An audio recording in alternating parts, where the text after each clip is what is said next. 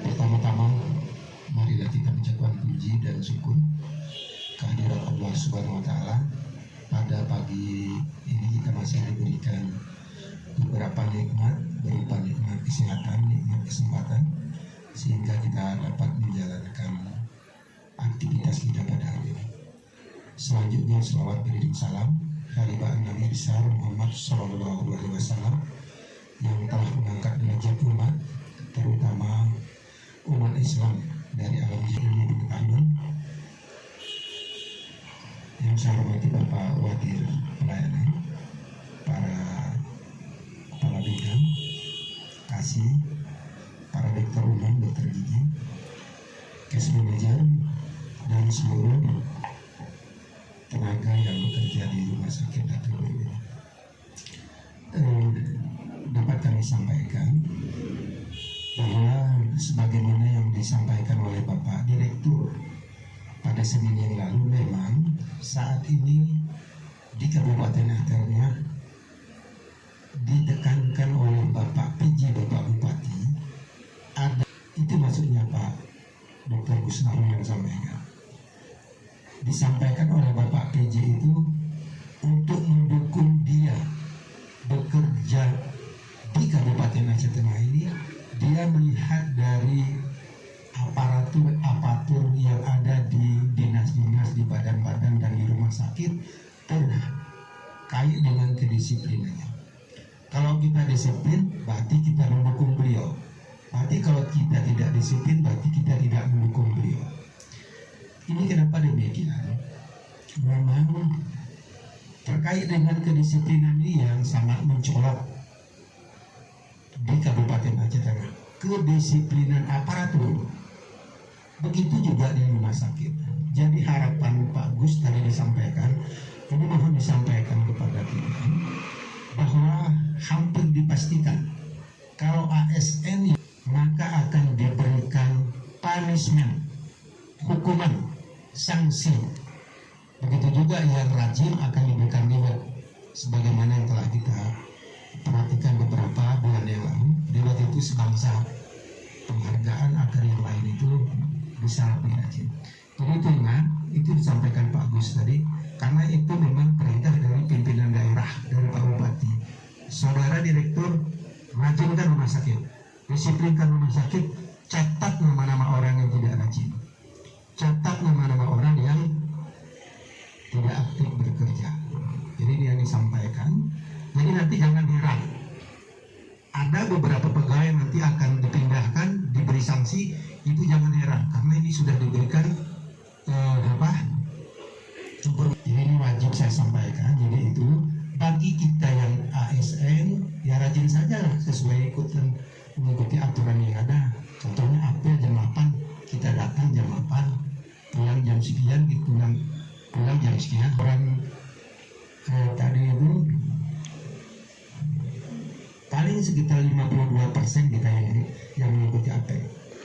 Di manajemen itu di bawah 50% kalau dari jemaah yang melakukan tadi. Begitu juga di Polri ya. Kalau di Ruana saya lihat sudah di 70% yang hadir dari laporan tadi. Jadi ini harapan kami disampaikan oleh Bapak Direktur, kedisiplinan ini perlu kita tingkatkan, karena Bapak Direktur itu dinilai oleh Bupati berkaitan langsung dengan kedisiplinan pegawainya. Berhasil tidak Pak Direktur itu mengangkat kita dari yang tidak disiplin jadi disiplin, diangkat Bapak Bupati, beliau berhasil. Jadi di tantangan, otomatis Pak Direktur akan mengevaluasi itu, akan mencatat siapa-siapa sebetulnya sih yang di rumah sakit ini yang tidak bekerja sama sekali tapi makan gaji. Siapa-siapa yang di sini bekerja memang hanya istilahnya, tidak betul-betul bekerja, ini disampaikan. Kemudian ini perlu saya sampaikan, kemarin kan ada disinggung oleh Bapak di itu terkait dengan tenaga honorer ya. Jadi tenaga honorer ini yang bukan ASN, memang Permenpan itu ada keluar. Permenpan nomor 17 2021 itu ada keluar. 2022 itu ada keluar, menyatakan begini, bahwa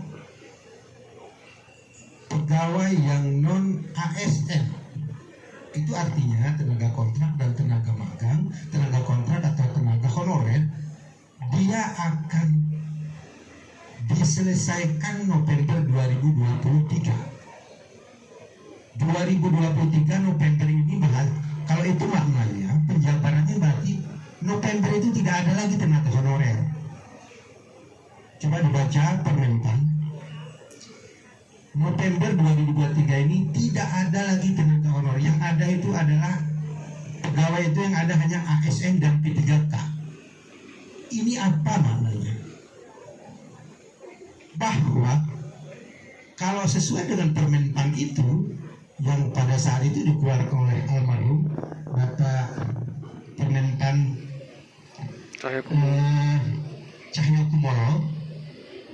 Cahyokumolo, maka November itu tidak ada lagi tenaga honorer atau kontrak. Bisa saja itu dirumahkan, artinya diberhentikan.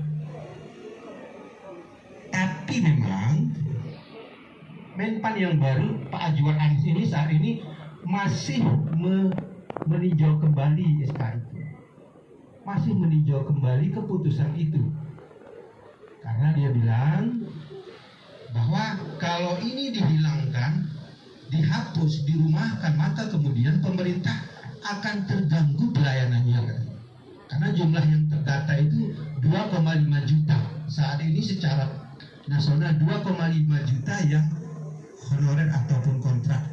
Saya tidak tahu apakah itu masuk rumah sakit, karena rumah sakit ada beberapa rumah sakit secara nasional tidak didata. Seperti tahun kemarin kita kan tidak termasuk pendataan, betul nggak itu? Jadi pendataan yang 2,5 itu menurut saya adalah pendataan yang 2022 kemarin. Didata seluruh tenaga honorer dan kontrak secara nasional itu jumlahnya 2,5 juta. Maka kalau itu dirumahkan, bagaimana pelayanan? Sementara saat ini pelayanan di mana-mana pun, di semua elemen ada tenaga yang bukan PNS. Harapan kita memang Permenpan yang baru ini akan keluar nanti membatalkan itu. Tapi kalau tidak membatalkan itu, bagaimana nasib tenaga honorer? Ada solusi dari pemerintah saat ini, ada dua caranya. Pertama, dia stop pengangkatan tenaga kontrak baru di 2022 kemarin, itu sudah berjalan. Contohnya begini, rumah sakit kita yang tenaga kontrak dan honor, kalau saya tidak salah, yang berstatus itu 432. Stop, jangan diangkat lagi. Karena tenaga kontrak P3K itu diakui hanya setahun di 2023, setahun di Desember 2021. Itu artinya orang honor yang bisa masuk ke P3K itu dia minimal masuknya di Januari 2021, sebelum tanggal 5 2021, maka Desember itu dianggap dia setahun. Kalau 2022 masuk memang tidak diberitakan dan dia tidak masuk orang P3K. Yang masuk P3K itu minimal setahun di Desember, 31 Desember 2021. Berarti yang diakui P3K, kalaupun dibuka itulah orang-orang itu. Minimal dia 31 Desember 2021, selebihnya lebih bagus 2020, 2019 minimalnya. Ini bagaimana? Saat ini pemerintah sudah meninjau kembali keputusan Permenpan itu, harapannya agar itu tidak berjalan, kan gitu. Jadi caranya saat ini pemerintah Menpan yang baru ini ada dua opsi yang dia lakukan. Satu opsi menyetop tenaga kontrak baru, honor baru, dibukalah ASN. Contohnya 2021 kemarin ada ASN diterima. Untuk yang honor tadi masuk ASN, tentunya kan berkurang kalau sudah lulus. Kalau tidak salah di rumah sakit ini sekitar 60-50an yang diterima 2021 ASN. 2022 kemarin P3K di rumah sakit kita ini kalau tidak salah hanya 13, itu dokter satu spesialis, 12 dokter umum, tapi ada tenaga ASN yang lain yang lulus di tempat lain. Itu sudah mengurangi jumlah 432 tadi. Ada yang lulus di Jenderal Abidin, ada yang di rumah sakit juga dan di mana-mana. Itu solusi pemerintah. Pertama, stop, bukain, dan harapannya 2023 ini akan dibuka lagi P3K di Kabupaten Aceh Tengah. Jadi maksud saya ini begini, terutama ini bagi adik-adik yang honorer statusnya yang kontrak, persiapkan diri untuk itu. Bila 2023 ini akan dibuka, persiapkan dirilah. Persiapkan diri untuk masuk. Semoga kita tidak tercatat lagi di 2000 November itu kita menjadi tenaga honorer. Sudah berubah status kita, mungkin menjadi P3K atau lulus ASN. Jadi ya, harapan kami pada adik-adik, undang-undang yang Permenpan 17 2021 itu tidak berlaku, tapi mungkin nanti Permenpan yang baru ini akan keluar, akan meninjau kembali katanya.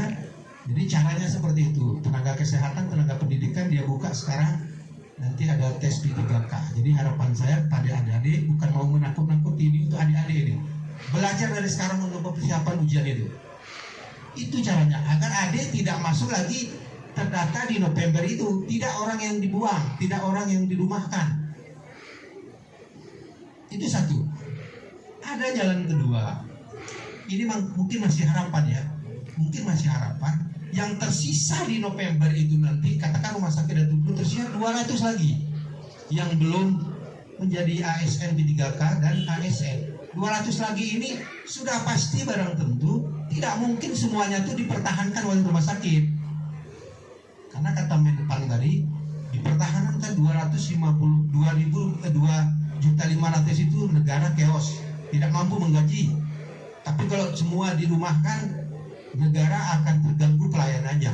Contoh rumah sakit, kalau semua honorernya itu tidak dipekerjakan lagi kan terganggu jelas. Jadi harapannya pasti di 2 November itu akan ada identifikasi, ada pemilihan-pemilihan nanti. Mungkin diharapkan seperti pemerintah daerah, mungkin melalui Pak Bupati dia perintahkan direktur, udah yang sisa 300 di rumah sakit Datu Perlu itu tolong kamu pilih yang kamu pertahankan. Tolong kamu pilih Pak Direktur, dia itu tetap menjadi karyawan, tapi tidak mungkin semua. Pasti yang Bapak pilih Pak Direktur seperti yang dibilang tadi adalah orang yang rajin dan yang betul bisa bekerja di rumah sakit ini. Yang selama ini memang sudah ke bahasa kita nih gerara lagu kebenen gitu. Usahakan itu yang sebetulnya yang dimaksud Pak Direktur pada minggu Senin yang lalu. Ikut kita gerara wan buata lagu sih ya. Kalau bahasa Indonesia seperti kecarian gitu. Kita seperti kecarian kalau dia tidak ada. Ini maksudkan saya kepada adik-adik honorer terutama. Jadi rajin-rajin saja lah. Kalau memang adik rajin nanti pasti ada yang membela adik. Pak ini pertahanan Pak ya. Mungkin kepala ruangannya, kepala pun ini Pak pertahanan Pak ya.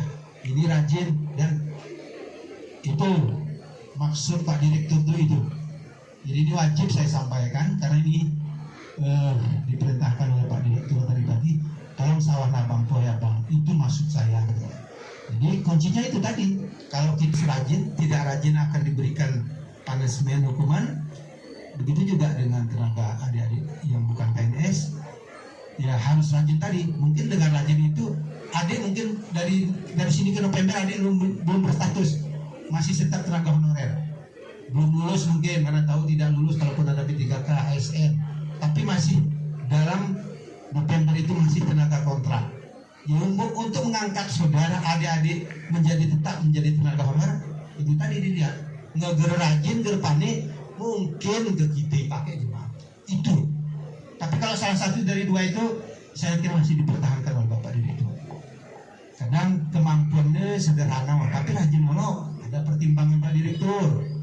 Atau memang sebaiknya kan dua-dua ya, bekerja bisa, rajin juga bisa. Ini wajib saya sampaikan karena Permenpan ini baru sampaikan, karena ini harus saya sampaikan perintah dari Bapak Direktur. Jadi harapannya kepada kita, mari sajalah kita ikuti saja aturan yang berlaku. Apel misalkan Senin jam 8, apel saja kita, karena kita memang aparat ya. Jadi mungkin saya sudah panjang lebar menceritakan ini. Mohon maaf bila ada yang kepada Allah saya mohon ampun pada kita semua. Untuk memberkati pekerjaan kita pada pagi ini, marilah kita berdoa di dalam hati kita masing-masing. Berdoa dimulai.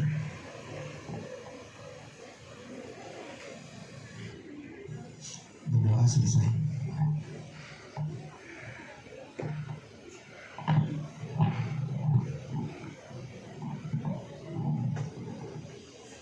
Pagi selesai, laporan selesai.